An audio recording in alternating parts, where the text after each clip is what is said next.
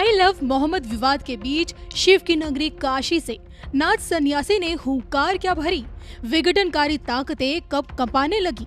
गंगा के तीरे मुख्यमंत्री योगी आदित्यनाथ ने सनातन की वकालत क्या की, विनाशकाले विपरीत बुद्धि वाली ताकतें सख्ते में आ गई। हिंदू राष्ट्र की प्रथम ईंट रख चुके योगी बाबा ने प्रत्येक भारतीय का सनातनी भविष्य क्या दिखाया। लखनऊ से दिल्ली तक हड़कंप मच गया। माफियाओं और दंगाइयों की डेंटिंग पेंटिंग करने में माहिर योगी बाबा का फंडा बिल्कुल साफ है, बटेंगे तो फिर कटेंगे। और अगर शांति और सौहार्द का मार्ग प्रशस्त करना है तो सभी को सनातन धर्म की ही शरण में आना पड़ेगा। कि अगर शांति और सौहार्द का मार्ग प्रशस्त करना है तो सनातन धर्म की ही शरण में सबको आना पड़ेगा। लेकिन क्या सनातन की छत्र छाया सभी को कबूल है? आंकड़े बताते हैं कि अत्यधिक मुस्लिम आबादी वाले राज्यों में उत्तर प्रदेश टॉप पर है।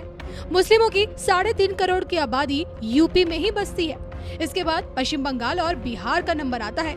योगी बाबा की सनातनी वकालत ऐसे वक्त में सामने आई जब पिछले दिनों ही आई लव मोहम्मद विवाद के चलते दुकानें लूटी गई, पुलिस पर आत्मघाती हमले हुए और सड़कों पर जमकर पत्थरबाजी।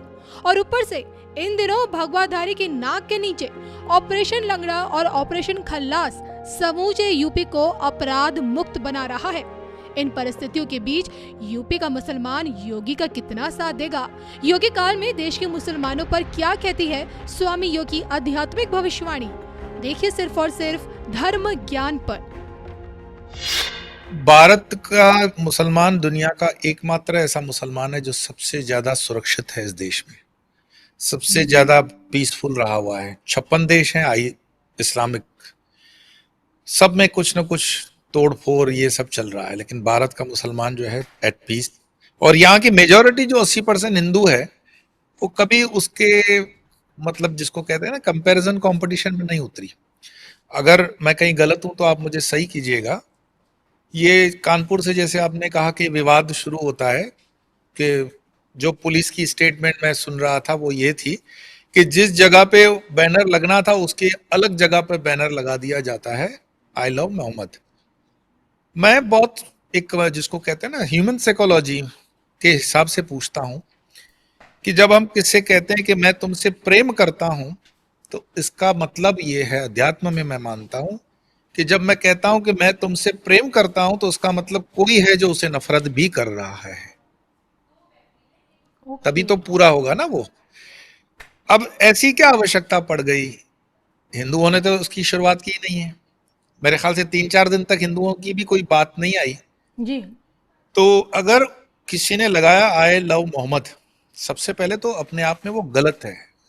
मोहम्मद के आगे हमेशा से हम रिस्पेक्टफुली सल्लल्लाहु अलैहि वसल्लम लगाते हैं, वो बोलने में भद्दा सा लगता है, वो इनकम्प्लीट है। तो मुझे लगता है इस्लाम के जितने भी जानकार, इस्लाम के जितने भी ज्ञानी पुरुष हैं वो अपने इस महापुरुष के आगे थोड़ा संबोधन ठीक कर देंगे, सल्लल्लाहु अलैहि वसल्लम लगा देंगे, तो फिर उनको बोलना पड़ेगा आई लव सल्लल्लाहु अलैहि वसल्लम मोहम्मद। वो लंबा हो गया। लेकिन सेल्समैन वाली ट्रिक उन्होंने क्या की, आए हार्ट में लव और मोहम्मद लगा दिया। और हाउ यू विल प्रूव कि वो कुछ मोहम्मद की बात कर रहे हैं? फर्स्ट ऑफ ऑल मुझे शिकायत उनसे नहीं है जितनी अगर किसी हिंदू महात्माओं ने बोला है कि आई लव महादेव कर लो। हम कंपैरिजन कंपटीशन में उतरते ही क्यों हैं? किससे कंपैरिजन कंपटीशन कर रहे हो? महादेव इस देश के रग रग में, नस नस में, बूंद बूंद में है। महादेव से यहाँ का मुसलमान भी दूर नहीं है। मैं आपको अपने जीवन से जुड़ा हुआ बहुत प्रामाणिक तथ्य बताता हूँ। राजधानी में मैं ट्रेवल कर रहा था तो मुस्लिम यूनिवर्सिटी जो है, अलीगढ़ मुस्लिम यूनिवर्सिटी या जामिया मिलिया जो भी होगा, उसका बहुत लर्नेड प्रोफेसर था, बहुत शानदार व्यक्ति था वो। तो वेशभूषा देख करके उन्होंने थोड़ा सा धर्म पर चर्चा की, देश के वर्तमान परिस्थितियों पर चर्चा की। तो मेरे मिडिल ईस्ट वगैरह के अनुभव के आधार पे वो बड़े इंप्रेस हुए। बोले स्वामी जी आप तो बहुत ज्ञानी और पढ़े लिखे मतलब मुझे दिखते हैं, तो क्या लगता है भारत का मुसलमान जो है वो विदेशों में जो आप अपने इसमें बोलते रहते हो कि भारत के मुसलमान को रिस्पेक्ट कंपैरेटिवली ज्यादा है किसके, बांग्लादेश और पाकिस्तान के, तो उसका रीजन क्या है? तो मैंने कहा कि इस देश की जो सभ्यता, संस्कृति और गहराई है ना, वो उसको मैच्योर बनाती है। और दूसरी बात यह है कि वहां के जो विद्वान अरबिया की है। अरबिया के मुसलमान जो हैं खुद को अरब मानते हैं, और वो यहाँ के मुसलमान को उतना रिस्पेक्ट देते भी नहीं। वो मानते हैं कि शुद्ध तो हम ही है, अरबी है।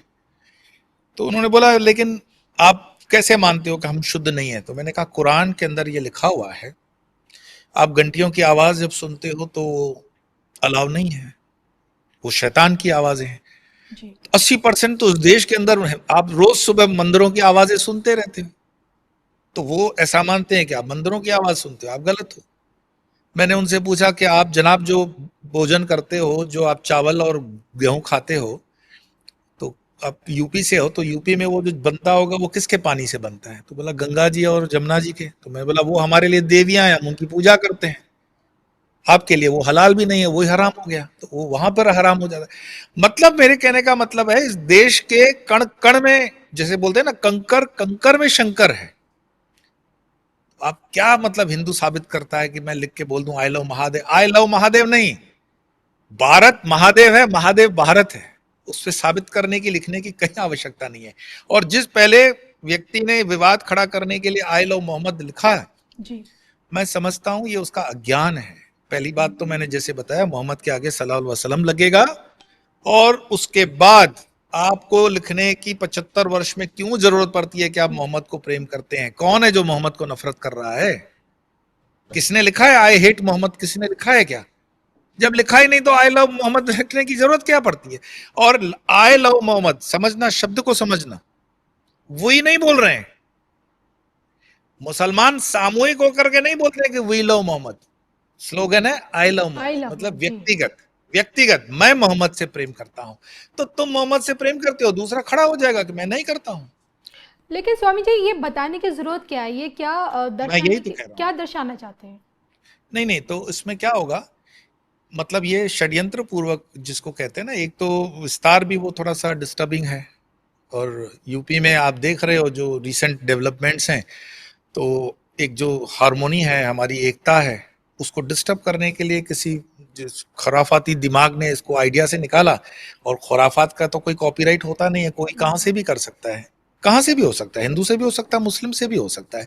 पर हाँ, ये मतलब ऑन रिकॉर्ड बात है कि शुरुआत वहां से हुई, और फिर इसमें सबको कंट्रोल नहीं कर सकते हैं। तो अगर कुछ हिंदुओं ने सोचा कि आई लव महादेव लगाते हैं तो ये उसका काउंटर, ठीक है, उनकी गलती मतलब नहीं है, काउंटर तो होना चाहिए फिर, जैसे को तैसे वाला हिसाब है। पर कुल मिलाकर के इसमें कुछ होगा नहीं। आप इसमें कुछ साबित क्या करने की जरूरत क्या है? हम थे, हम हैं, हम रहेंगे। भारत 80% हिंदुओं की जो है मेजोरिटी के साथ सनातन राष्ट्र दुनिया मानती है। आप देखना इंडोनेशिया के जो सर्वे सर्वा थे, उन्होंने ओम शांति यूनाइटेड नेशंस में बोला कि नहीं बोला जी? भारतीय मंत्रों के साथ ही उन्होंने अपना प्रबोधन शुरू किया, जबकि दुनिया का सबसे बड़ा मुस्लिम राष्ट्र इंडोनेशिया है जी। तो दुनिया के मुसलमानों को सोचना चाहिए, और उसमें दुनिया के मुसलमानों से ज्यादा भारत के मुसलमानों को सोचना चाहिए कि ये आपकी संस्कृति है, ये आपकी विरासत है, ये आपका कॉपीराइट है, इस पर गर्व करना चाहिए आपको। और विवाद करने का मतलब देश में किसी के द्वारा भी अशांति हो, ये ठीक नहीं है। ये हमारी तरक्की के लिए वैसे भी अच्छे माहौल जो है विश्व में ट्रंप की वजह से काफी डिस्टर्बेंस है, ग्रहचारी जो हम बोलते हैं वो भी काफी ठीक नहीं है।